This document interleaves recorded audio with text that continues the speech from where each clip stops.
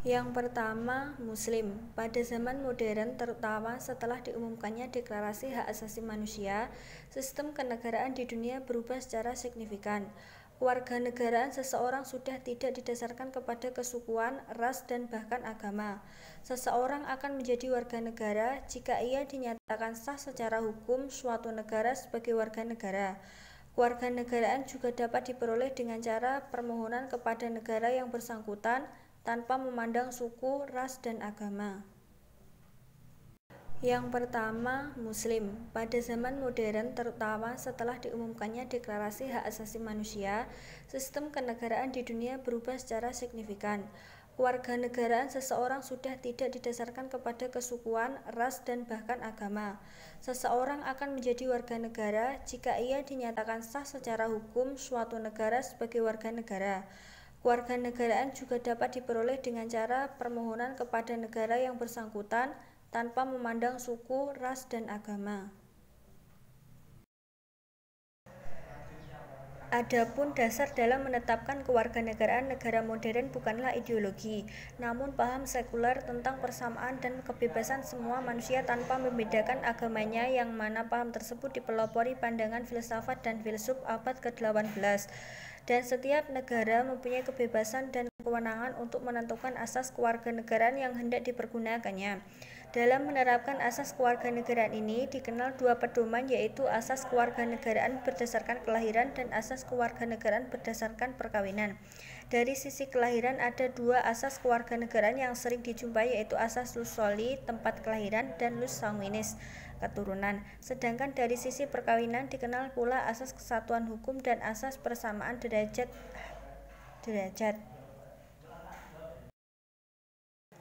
Asas kesatuan hukum muncul berdasarkan paradigma bahwa suami istri merupakan inti masyarakat, di mana keduanya perlu mencerminkan adanya suatu kesatuan yang bulat untuk tunduk pada hukum yang sama.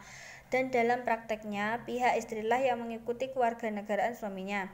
Asas ini semacam asas fabaiyah da'ar terhadap wanita ahlul al-harb yang masuk da'ar al-Islam dengan akad zaman lalu menikah dengan orang Islam atau dhimmi karena mengikuti suami dalam tempat tinggalnya.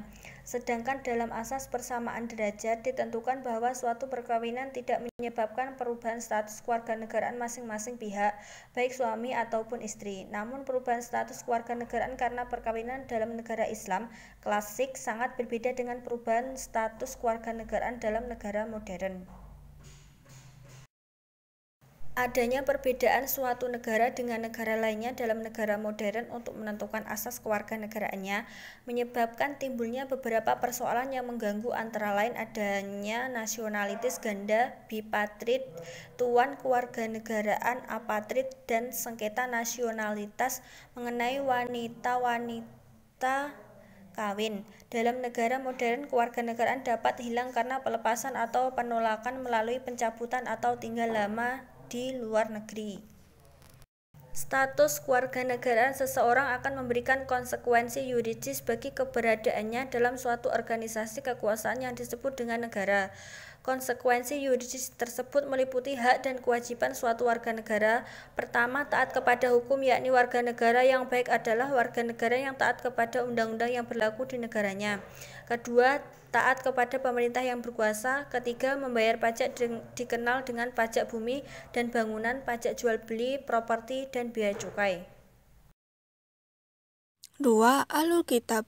Ahlul Kitab adalah sebutan bagi umat Yahudi dan Nasrani dalam Al-Quran. Imam Syafi'i juga mengatakan bahwa yang dimaksud Ahlul Kitab hanya sebatas dua golongan saja, yaitu golongan Yahudi dan Nasrani dari Bani Israel. Sedangkan di luar Bani Israel, meskipun Yahudi atau Nasrani, menurut Imam Syafi'i tidak termasuk Ahlul Kitab.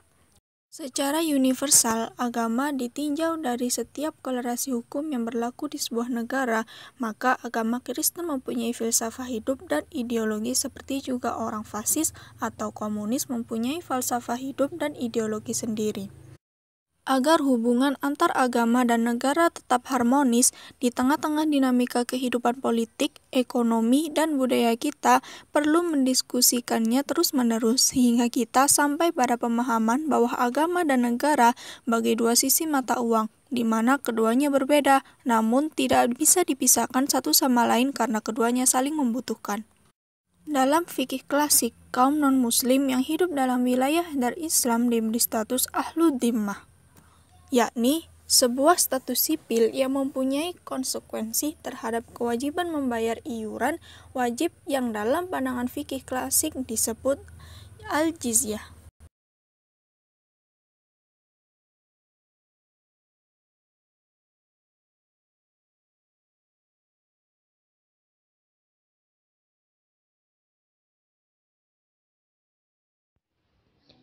Tiga, zimmi. Kata ahal al-zimmi atau ahal al-zimmah merupakan bentuk dari takrib idhafi, yaitu kata majmuk, yang masing-masing katanya berdiri sendiri.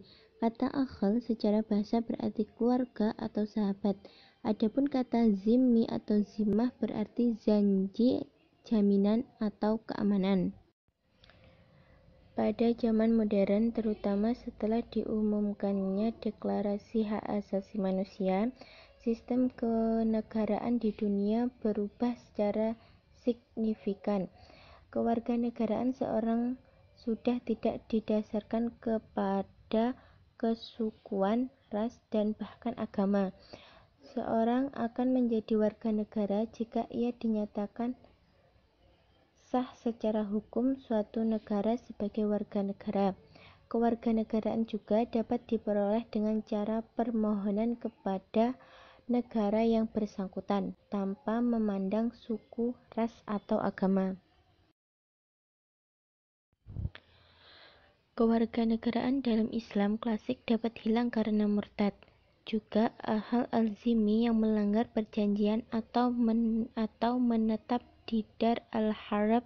Sedangkan dalam negara modern, kewarganegaraan dapat hilang karena pelepasan atau penolakan melalui pencabutan atau tinggal lama di luar negeri.